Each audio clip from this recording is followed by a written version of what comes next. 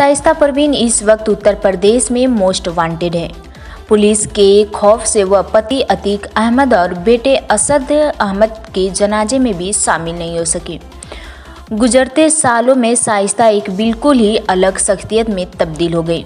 Police वाले की graduate बेटी से अब वह मोस्ट वांटेड बन गई हैं। शाइस्ता पर अब 50,000 रुपये का इनाम है।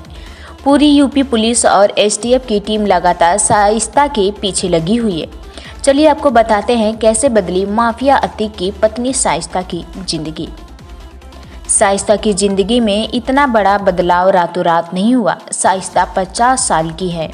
इन 50 सालों में उन्होंने 2 अलग अलग जिंदगियां जी हैं, एक शादी से पहले और एक शादी के बाद की। साल 1972 में शाइस्ता का जन्म प्रयागराज के दामूपुर गांव में हुआ था। पिता एक पुलिस वाले थे। वह पुलिस कांस्टेबल फारूक की बेटी हैं। शाइस्ता अपने घर की सबसे बड़ी बेटी है। उससे पहले उनकी 4 बहनें और 2 भाई भी हैं। शाइस्ता बचपन से ही अपने पिता के साथ थाने में बने सरकारी पुलिस क्वार्टर में रहती थी। पढ़ने में भी बहुत होनहार थी। साल 1996 में जब वह 24 साल की हुई तो उनके परिवार वालों ने उनकी शादी अतीक अहमद से कर दी। तब तक अतीक का राजनीतिक में भी नाम हो गया था। हालांकि शाइस्ता पूरी तरह से उनके जुर्म की दुनिया से अलग थी, लेकिन साल 2018 में जब अतीक ने जेल से ही फूलपुर लोकसभा का उपचुनाव लड़ने का फैसला किया, तब शाइस्ता परवीन चर्चा में आई, क्योंकि वह अपने पति के लिए चुनाव प्रचार में जुट गई थी। प्रयागराज के एक सेवानिवृत्त शिक्षक ने TOI को बताया कि शाइस्ता बहुत ही विनम्र थी और हमेशा ही शिक्षक बैठकों में भाग लेती थी। बड़ा सवाल यह है कि 24 फरवरी 2023 को वकील उमेश पाल की हत्या में शाइस्ता कैसे सामने आई।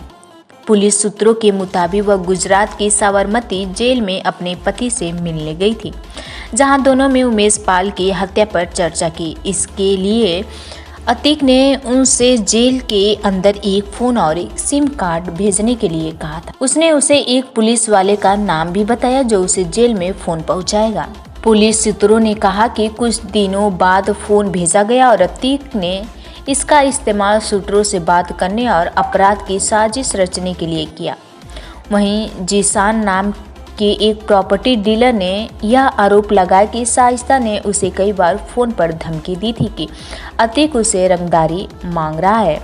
उमेश पाल की हत्या के बाद वह पुलिस से बच रही है।